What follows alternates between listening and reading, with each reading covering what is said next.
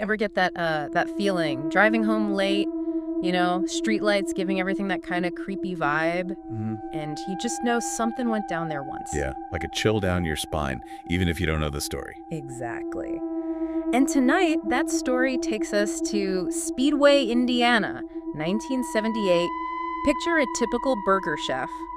But hold the Happy Meal, because this one's got a thigh to chills. This is one of those cases, right? The Burger Chef murders, it just stuck with people. Oh, absolutely. 4 employees vanish, a whole lot of nothing left behind but questions. Hmm. And over 40 years later, still unsolved. A real head scratcher. Before we get into all that, though, gotta talk about the people. I mean, this is why we're here, right?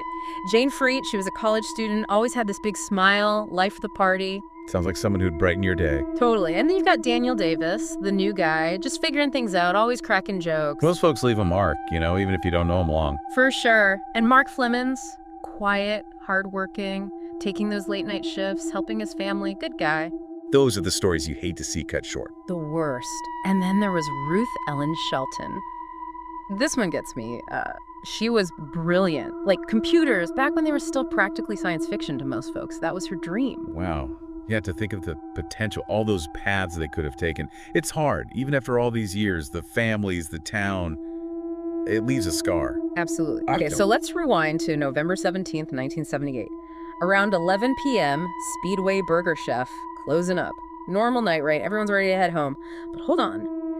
Just after midnight, the manager shows up and something's off. The back door, wide open. Okay, that's a little unnerving. Right, but it gets weirder. Money's gone from the register, but purses, wallets, everything else, untouched.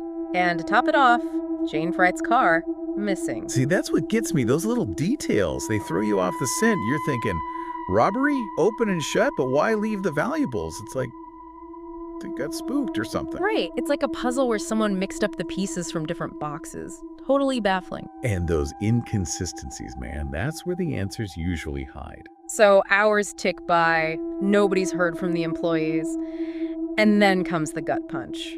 Their bodies are found, miles away, out in the woods. Just awful. Man, that's the part that always gets me. And this was before everyone was obsessed with forensics like they are now. Back then, mistakes were made. The restaurant, the woods, neither scene was properly secured. You're kidding. So they let people walk all over potential evidence. I'm afraid so. Footprints, tire tracks, who knows what else. Gone. And listen to this. Rumors even circulated that an officer pocketed a piece of ID as a souvenir. Wild, right? That's insane. You'd think that kind of stuff only happened in movies. Talk about botched investigation. It's a stark reminder that we're always learning, right? But back then, it was a huge blow to the case. So we've got this robbery angle that doesn't quite add up. A missing car. It's a mess. But there's more. 2 teenagers working at a pizza place across the street. They told police they'd seen 2 shady dudes in a beat-up green Nova hanging around the burger chef that night. Okay, so possible witnesses. That's something. Right, and they even described them. Said one guy had what looked like a gun tucked into his waistband. But even with that lead, the case just went cold. It's frustrating, isn't it? Yeah. Like having a puzzle with half the pieces missing and the picture on the box is ripped in half. It's like, where? What was the motive? Why that burger chef? Why those people? Without that why, finding the who is like trying to find a specific grain of sand on the beach. So here we are, over 40 years later, still no answers. It really makes you think about the victims, what might have gone through their minds that night.